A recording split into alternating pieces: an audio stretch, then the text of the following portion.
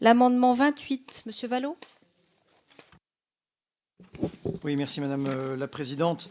On a déjà eu l'occasion d'en débattre. Le gouvernement a décidé de financer 200 000 contrats aidés en 2018 contre 320 000 en 2017. C'est une décision brutale qui se justifie d'autant moins que depuis 2008, le nombre des personnes éloignées de l'emploi a grossi. Le gouvernement s'attaque à un outil d'insertion qui a fait ses preuves avec des chiffres qu'a cités Madame la Ministre que je ne partage pas, qui ne sont pas en tout cas ceux produits récemment par la DARES. C'est pourquoi il nous apparaît nécessaire de maintenir un haut niveau initial d'emploi aidé face à cette situation toujours dégradée du marché de l'emploi. C'est d'ailleurs une position que nous partageons avec Christophe Castaner, qui a été rapporteur spécial du budget travail et emploi lors de la précédente législature et qui considérait lui-même que, compte tenu de la situation actuelle du marché de l'emploi, il semblait nécessaire à ses collègues et à lui-même socialistes de renforcer les moyens d'intervention bénéficiant aux contrats aidés pour financer à l'époque 50 000 contrats aidés supplémentaires. Et il disait, je sais que chacun ici est attaché aux emplois aidés, mais il n'est interdit à personne de changer d'avis. Le présent amendement propose de majorer de 230 000 la programmation des emplois aidés à raison de 230 000 CAE supplémentaires pour 2018, ce qui permettrait d'assurer aux actuels bénéficiaires de rester dans l'emploi et à milliers d'autres d'y accéder grâce à ces contrats aidés. Cette enveloppe complémentaire représente un transfert de 866 millions d'euros en autorisation d'engagement et 389 millions d'euros en crédit de paiement sur le programme 102. Sur ce montant, une enveloppe de 25 millions d'euros est destinée aux missions locales au titre de l'accompagnement et du suivi des emplois d'avenir. En effet, les crédits d'accompagnement des emplois d'avenir dédiés aux missions locales sont supprimés dans le présent budget, ce qui ne permet pas en l'état d'assurer le suivi des 150 000 contrats existants et des 38 000 contrats supplémentaires pour 2017. Merci, Monsieur Vallot. Pensez-vous avoir défendu en même temps l'amendement 46 ou non, vous allez le garder? Non, c'est comme ça. Avis de Monsieur le rapporteur.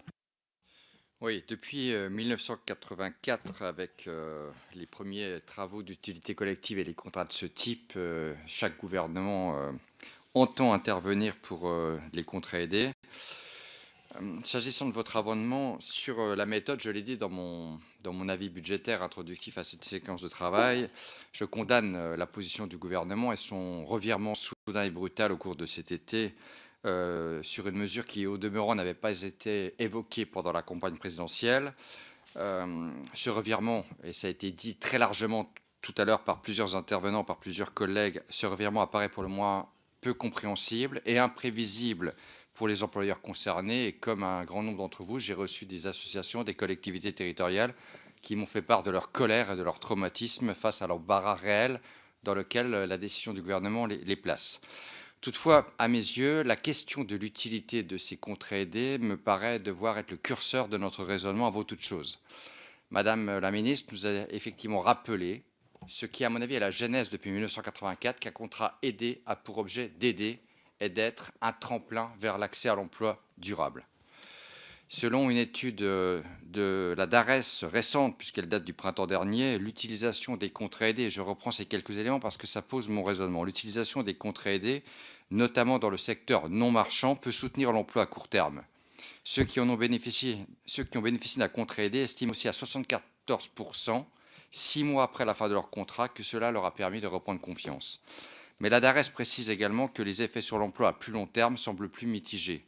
Et elle estime que 67% des personnes sorties en 2014 d'un contrat dans le secteur marchand et 41% des personnes sorties dans le secteur non marchand étaient en emploi 6 mois après la fin de leur contrat aidé.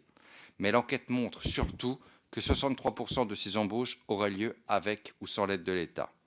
Donc cela a été dit, le PLF 2018 prévoit le financement sur l'année de 2000 nouvelles entrées en contrat aidé uniquement dans le secteur non marchand, à un taux de prise en charge moyen de l'État de 50% du salaire minimum de croissance.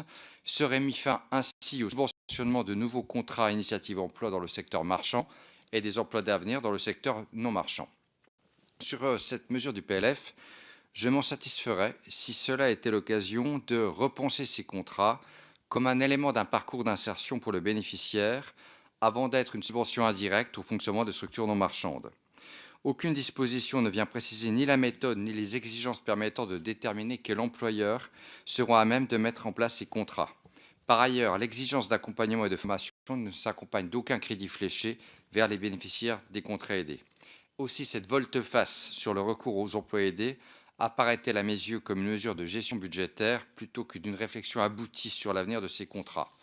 Le précédent gouvernement a surtout utilisé les contrats aidés dans un but de traitement statistique du chômage et non dans l'objectif de mettre en place un réel parcours d'insertion des bénéficiaires. Cela, à mes yeux, justifie que l'on mette en place et que l'on mette un terme à cette dérive. C'est pourquoi, malgré la brutalité de la méthode du gouvernement, je ne suis pas favorable à un retour à une politique des emplois aidés, développée sans formation, ni accompagnement, ni évaluation de l'intérêt pour la personne. J'émets donc un avis défavorable. Merci, Monsieur Vallot. Bon, en dépit de l'avis défavorable, je remercie qu'il ait été cité les chiffres récents, je crois de mars dernier, de la DARES, qui viennent contredire quand même assez largement ceux qu'évoque régulièrement la ministre, qui sont, je ne sais pas d'où elle les sort, mais qui sont infiniment plus bas.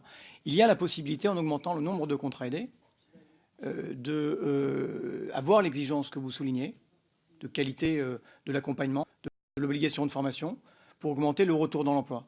Ce n'est pas le choix que fait le gouvernement. Donc vous auriez pu soutenir cet amendement tout en allant dans le sens de vos préconisations. Voilà, merci.